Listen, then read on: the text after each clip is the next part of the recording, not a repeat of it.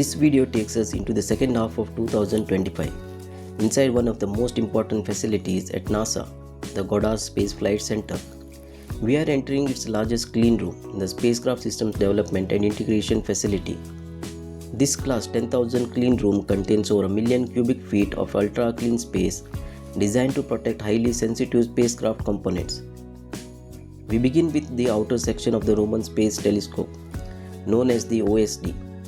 This includes the solar panels and protective layers. A key feature is the Deployable Aperture cover, which protects the mirrors during launch and then folds in space to shield them from sunlight.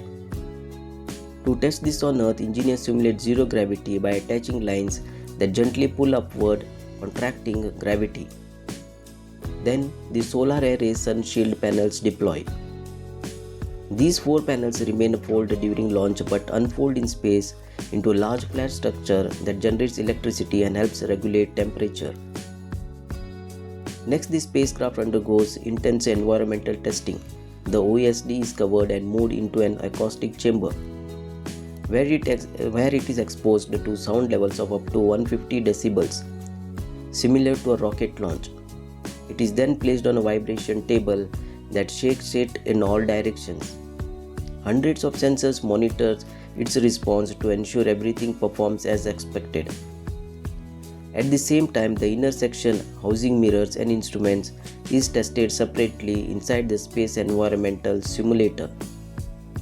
This massive chamber recreates the vacuum of space at extreme temperatures, ranging from -310 to over 300 degrees Fahrenheit. To prevent contamination, the entire area is cleaned and technicians wear full protective suits. Inside the chamber, Roman undergoes 72 days of testing, ensuring all systems functions perfectly in space-like conditions.